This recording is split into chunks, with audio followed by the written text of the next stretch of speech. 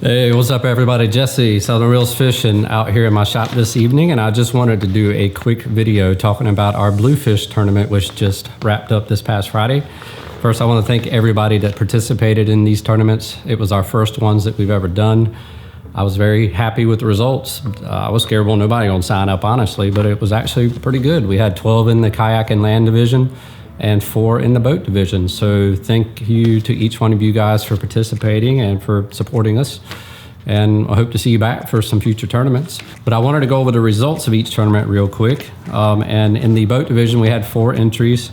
First place went to James Calhoun, who had a total of 68.25 inches or 68.25 points. Basically, your top 3 fish get counted and added up, and that's how many points you score, and it is broken down into the 1/4 of an inch. Jeremy Garnett came in second with 63.5 points, and Michael Bristow came in third with 53 points. So congratulations, guys. We'll be getting in touch with you to get your prizes. All right, now for the kayak division. Now this one was crazy because it literally came down to the night that the tournament ended as far as who won the tournament.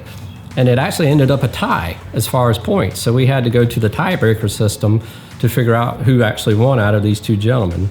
And the actual winner was Kyle Griffith with a total of 70 points. And second place was Robert Mountainer. Sorry if I don't say that right. He had 70 points as well. And the way we determined according to the rules who wins in that case, the first tiebreaker would be the most accepted submissions. And they both had the same amount. So we had to go to the second tiebreaker, which was biggest fish. And Kyle had him beat by 1/2 of an inch, which was crazy. And that was one of the fish he caught the last night. So anyway, that was awesome. That was pretty awesome. Third place was Jason Lutz with a total of 52 inches.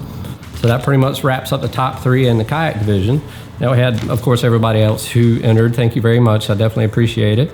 We've already sent out emails to these to contact you so we can get you your check or your prizes. So please respond when you get a chance. We'll get them out this week.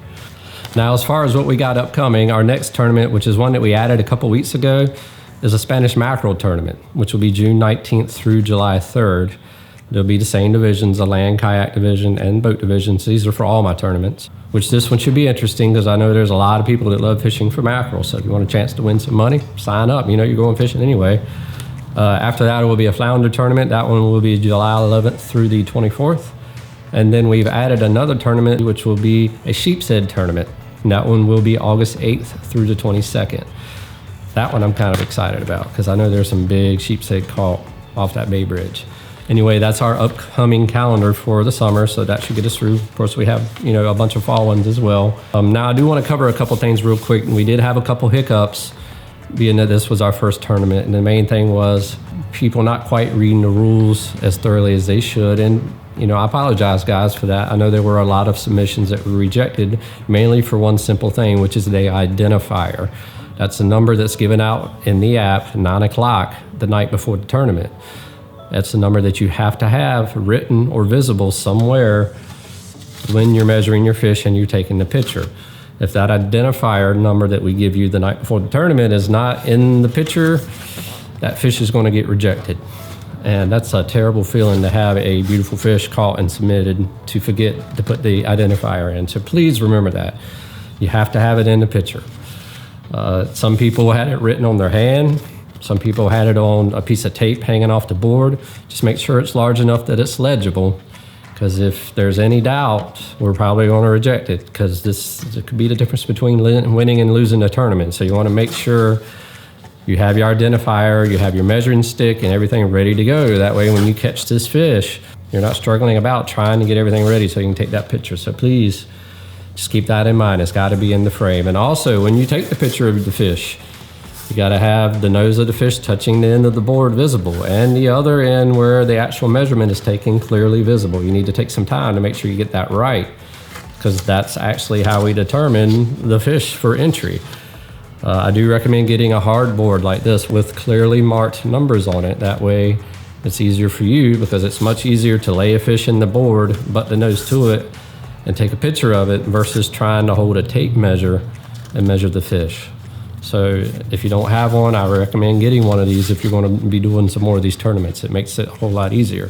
Another thing is to make sure you got one long enough. This one here only goes to 30 inches. Now when we have our redfish tournament in September, I believe it is, there's a lot of bull drum caught late in that month in the Chesapeake area. Some of those fish can go 50 plus inches.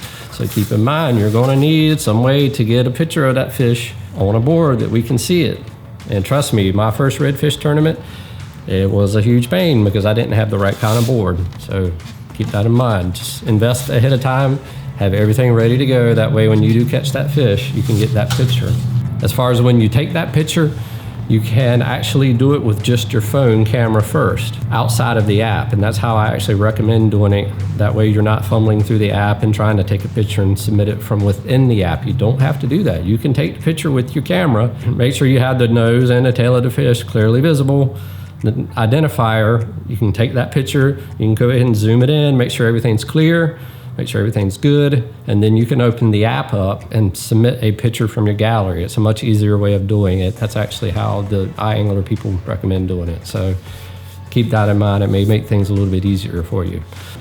So anyway, I think that covers everything I wanted to talk about for now. I want to thank each and every one of you for participating and for supporting us. A special thanks goes out to Keith, my director, Keith Wallace, helping me organize all of this and keep it all going. Honestly, he did most of the work. Thumbs up, man. You're awesome. I really appreciate it. So with all that being said, I'm going to get out here and get some grass mowed. Y'all have a good evening and be safe. Peace out.